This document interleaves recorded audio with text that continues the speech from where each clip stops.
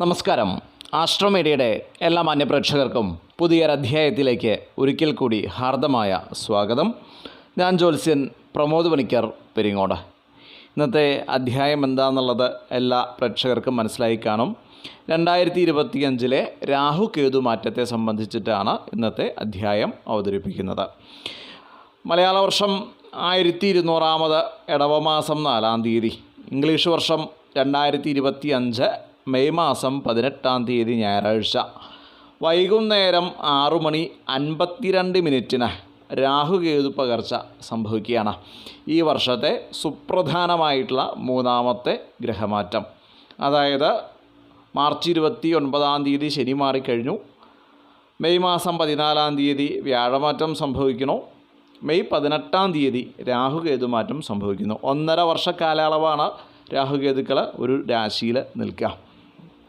അപ്പോൾ രാഹുകേതുക്കൾ പുറകിലേക്കാണ് സഞ്ചരിക്കുന്നത് എന്നുള്ളത് എല്ലാവർക്കും അറിയാം അല്ലേ. മറ്റെല്ലാ ഗ്രഹങ്ങളും ഇപ്പോൾ മേടത്തിലാണെങ്കിൽ ഇടവത്തിലേക്ക്, ഇടവത്തുനിന്നാണെങ്കിൽ മിഥുനത്തിലേക്ക്, അങ്ങനെയാണ് പോകാറ്.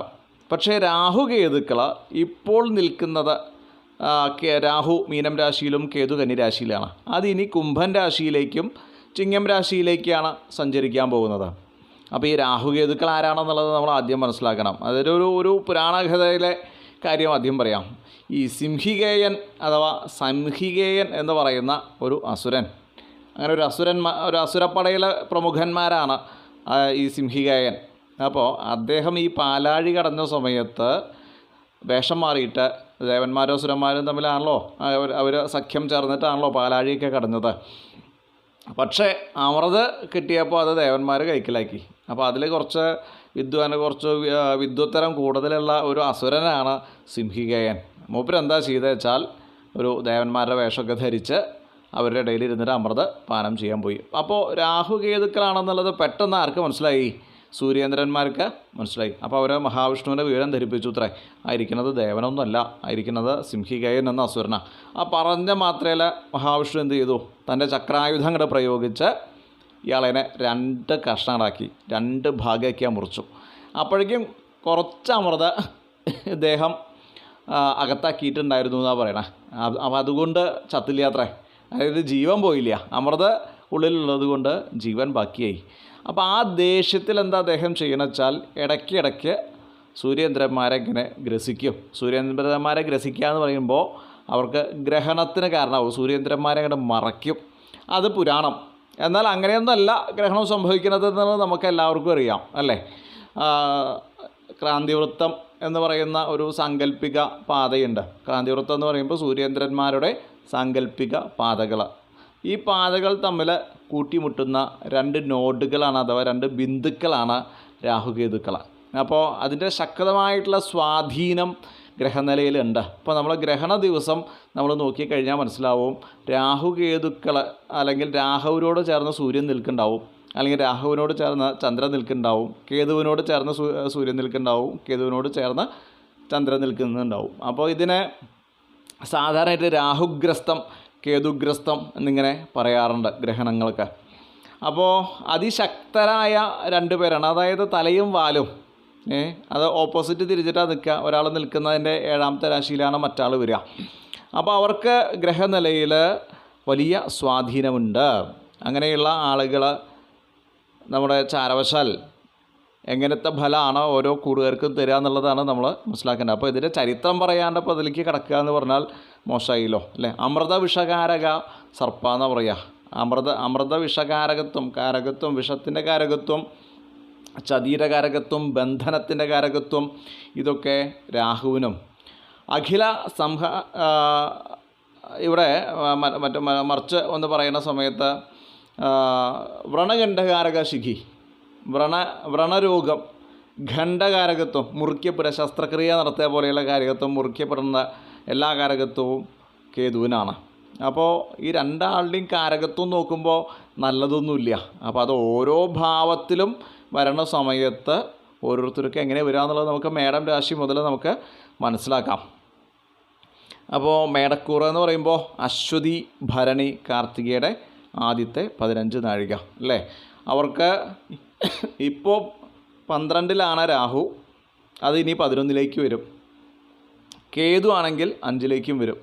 അപ്പോൾ ഞാൻ പറഞ്ഞത് പുറകിലേക്കാണ് സഞ്ചരിക്കുക എന്ന് പറഞ്ഞു. അപ്പോൾ ആയതുകൊണ്ട് സകല വിധത്തിലുള്ള സുഖാനുഭൂതികളും കാര്യസാധ്യങ്ങളും ദ്രവ്യലാഭവും ഫലമാണ്.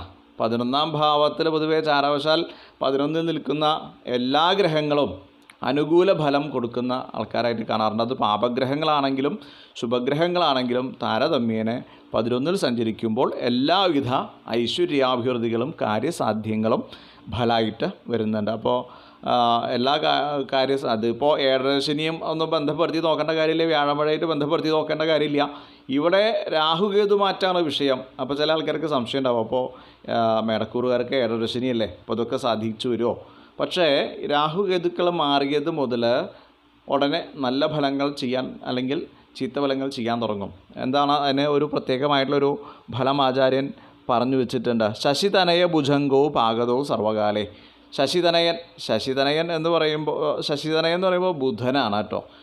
ഭുജങ്കൻ എന്ന് പറയുമ്പോൾ രാഹു. അപ്പോൾ ശശിതനയനും ഭുജങ്കനും പാകതവും സർവകാലങ്ങളിൽ രാശി മാറിയ ഉടനെ ഫലം കൊടുക്കും, അല്ലെങ്കിൽ സദാസമയവും സർവ്വനേരവും ഫലത്തെ കൊടുക്കുന്നതാണ്. അപ്പോൾ 11ൽ നിൽക്കുമ്പോൾ സർവാഭിഷ്ട സിദ്ധിയും കാര്യസാധ്യങ്ങളും രാഹുകേതു മാറ്റം കൊണ്ട് മേടക്കൂറുകാർക്ക് കിട്ടുന്നുണ്ട് എന്ന് സാരം. ഇനി നമുക്ക് ഇടവക്കൂറിൻ്റെ കാര്യങ്ങൾ പരിശോധിക്കാം. കാർത്തികയുടെ അവസാനത്തെ 3 പാദം, രോഹിണി നക്ഷത്രം, മകീരത്തിൻ്റെ ആദ്യത്തെ 2 പാദം, ഇടവക്കൂറ്. അവർക്ക് 10ലേക്കാണ് രാഹു മാറുന്നത്, കേതു 4ലേക്ക് മാറും. സർവകാര്യ സിദ്ധികളും കർമാനുഭൂതിയും ഉദ്ദിഷ്ടകാര്യവും ഫലമായിട്ട് വരുന്നുണ്ട്. അപ്പോൾ ഇടവക്കൂറുകാർക്കും വലിയ ഒരു ദോഷം പറയണില്ല.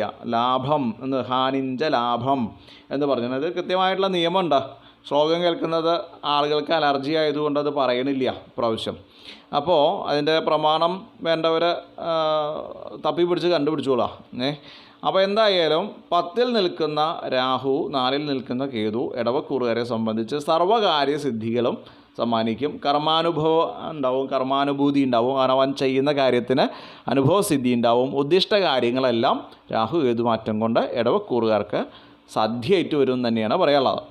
ഇനി മിഥുനക്കൂറ്, മകീരത്തിൻ്റെ അവസാനത്തെ 2 പാദം, തിരുവാതിര, പുണർദത്തിൻ്റെ ആദ്യത്തെ 3 ഭാഗം അടങ്ങുന്ന മിഥുനക്കൂറുകാർക്ക് 9ൽ രാഹു, 3ൽ കേതു. 9ൽ രാഹുവും 3ൽ കേതു.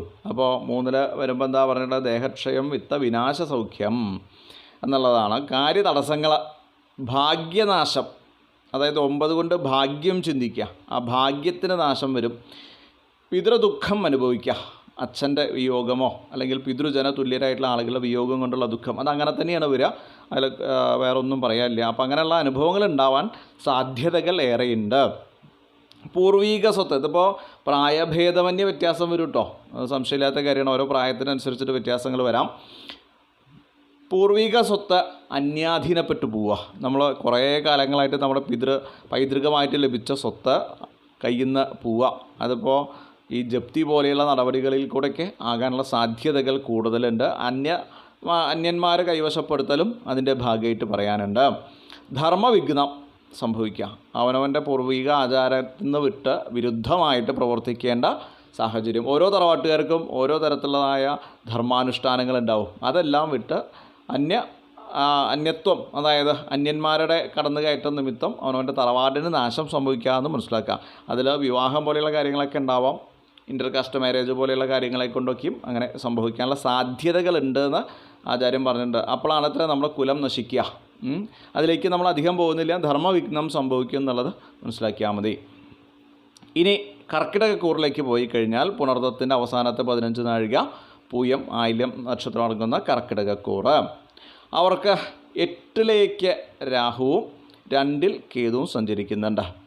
അപ്പോൾ ഈ 8 എന്ന് പറയുമ്പോൾ മൃത്യുസ്ഥാനമാണ് അല്ലേ. മൃത്യുവിന് തുല്യമായിട്ടുള്ള അവസ്ഥാന്തരങ്ങളിലൂടെ കടന്നു പോകാനുള്ളതായ എല്ലാവിധ സാഹചര്യങ്ങളും ആർക്കുണ്ട്? കർക്കിടകക്കൂറുകാർക്ക് കാണുന്നുണ്ട്. കുളിക്കുക പോലെയുള്ള കാര്യങ്ങൾ, ജയിൽവാസം, അപവാദ പ്രചരണം, ഇതൊക്കെ അതിൻ്റെ ഭാഗമായിട്ടുണ്ടാവും. ചതി, വഞ്ചന ഇത്യാദികളാൽ പെടുക, വിഷഭയമേൽക്കുക ഇത്യാദി കാര്യങ്ങളൊക്കെ കർക്കിടകക്കൂറുകാരെ വളരെയധികം ശ്രദ്ധിച്ചോളാം. 1.5 വർഷത്തെ ഫലമാണത് കേട്ടോ. ഇനി മകം, പൂരം, ഉത്രത്തിൻ്റെ ആദ്യത്തെ 15 നാഴിക അടങ്ങുന്ന ചിങ്ങക്കൂറ്.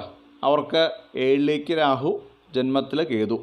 വളരെ ശ്രദ്ധിക്കേണ്ട ഒരു ആൾക്കാരാണ് ചിങ്ങക്കൂറുകാരൊക്കെ. അവർക്ക് നിലവിലുള്ളതായ സ്ഥിതിക്ക് നാശം സംഭവിക്കുക, ഉദരവ്യാധി ഉണ്ടാവുക, കാര്യങ്ങളൊക്കെ പരാജയങ്ങൾ, അപവാദം കേൾക്കുക, ദുഃഖം ഉണ്ടാവുക, ധനനാശം ഉണ്ടാവുക, പല വിധത്തിലുള്ളതായ രോഗങ്ങൾ, ഈ വയറുവേദനയ്ക്ക് പോലെയുള്ള അസുഖങ്ങൾ ഇടയ്ക്കിടയ്ക്ക് വരുന്ന ആളുകളുണ്ട് വെച്ചാൽ വളരെ ശ്രദ്ധിച്ചോളാം കേട്ടോ. ശിവഭജനം നന്നായി ചെയ്താൽ മതി, നമ്മൾ ശിവായ മന്ത്രമൊക്കെ ജപിച്ചാൽ മതി. അവസാനം പറയാം പരിഹാരങ്ങൾ. എന്നിരുന്നാലും ചിങ്ങക്കൂറുകാർ വളരെയധികം ശ്രദ്ധിക്കണം. ഈ രാഹുകേതു മാറ്റം ഒത്തിരി അപകടങ്ങൾ ഒളിഞ്ഞിരിക്കുന്നുണ്ട്.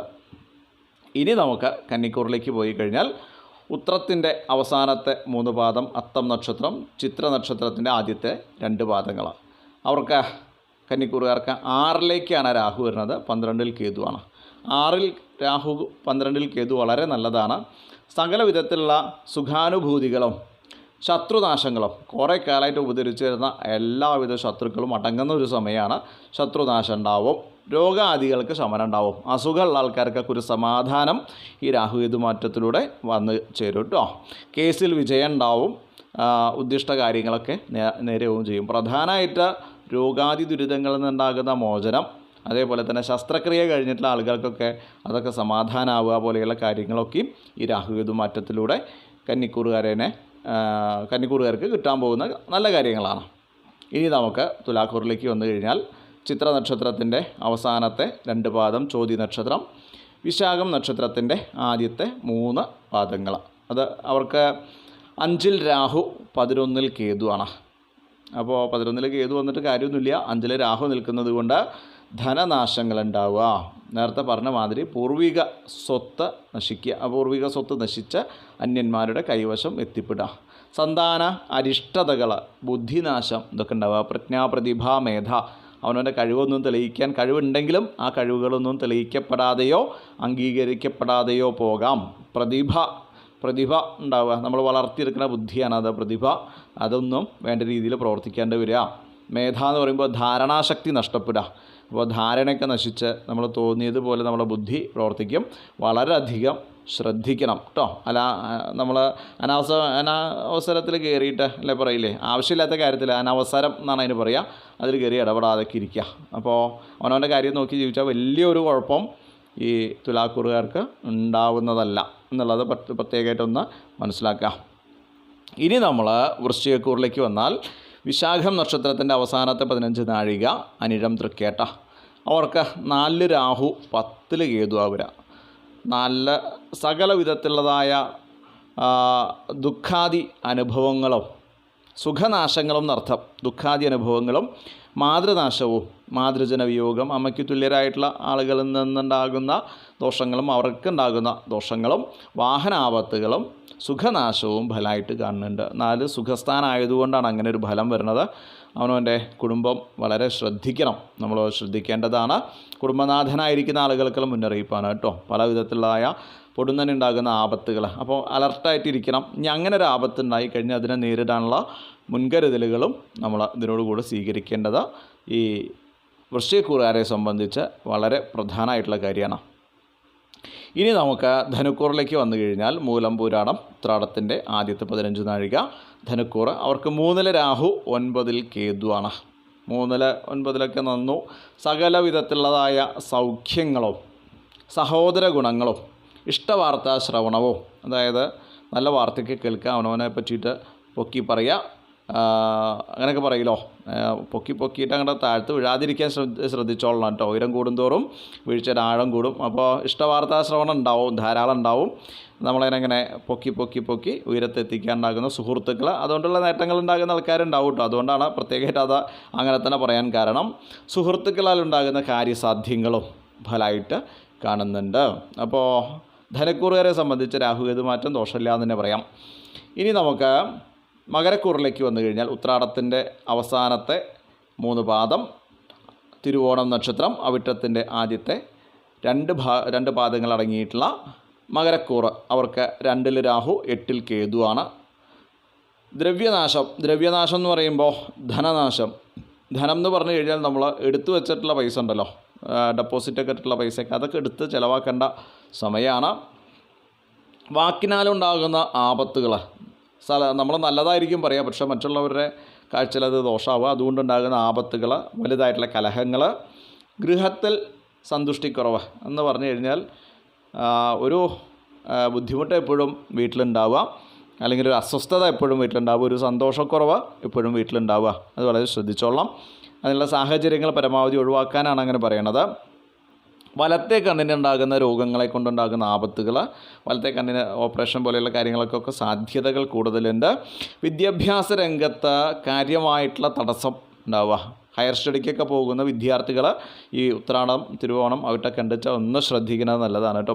പരീക്ഷാദികളിൽ പരാജയ ഭീതികളൊക്കെ കാണുന്നുണ്ട് എന്ന് പറഞ്ഞ് തോൽക്കാൻ നിൽക്കരുത്, നന്നായി പഠിച്ചോളാം എന്നാണ് അതിൻ്റെ അർത്ഥം. ഒരിക്കലും ഇങ്ങനെ പരാജയം ഉണ്ടാവും, അതുകൊണ്ട് രാഹുകേതുമാറ്റം കൊണ്ട് അങ്ങനെ സംഭവിച്ചതെന്ന് പറയാനുള്ള ഇടവരുത്തരുത്.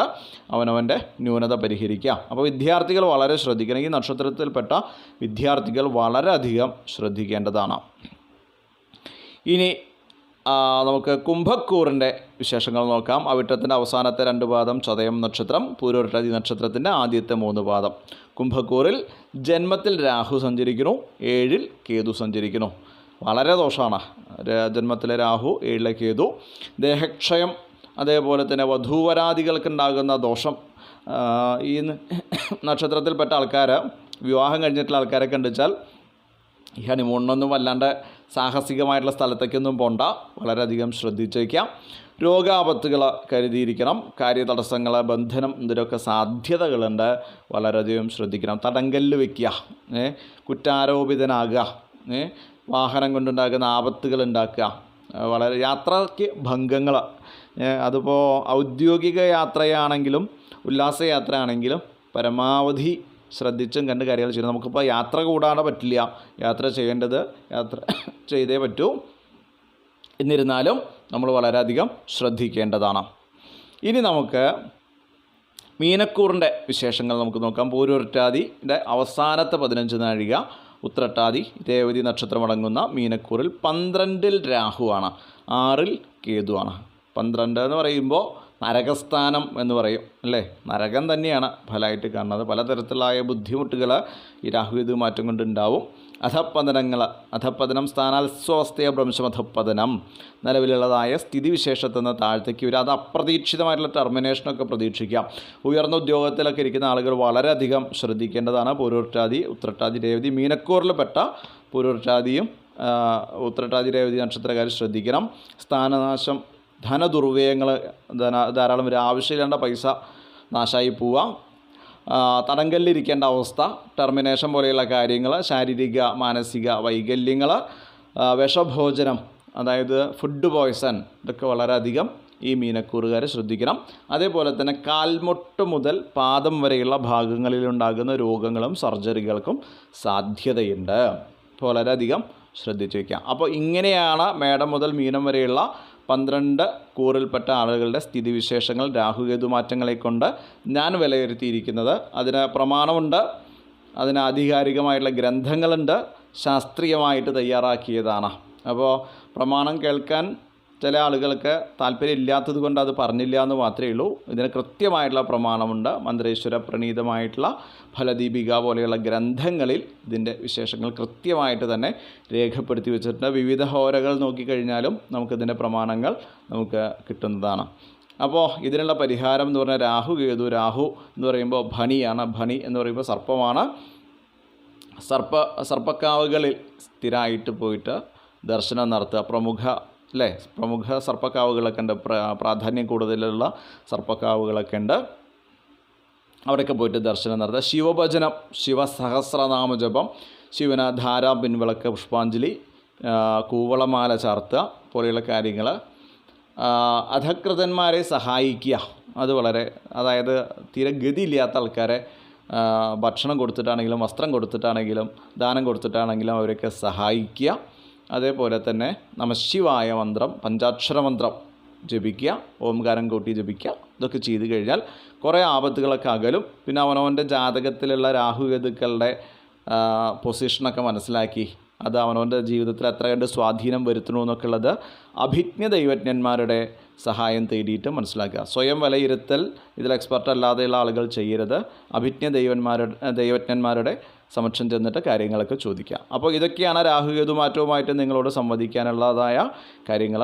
അപ്പോൾ എല്ലാവരുടെയും അഭിപ്രായങ്ങൾ രേഖപ്പെടുത്തുക. എല്ലാവർക്കും ഒരിക്കൽ കൂടി നന്ദി, നമസ്കാരം, ശുഭദിനം.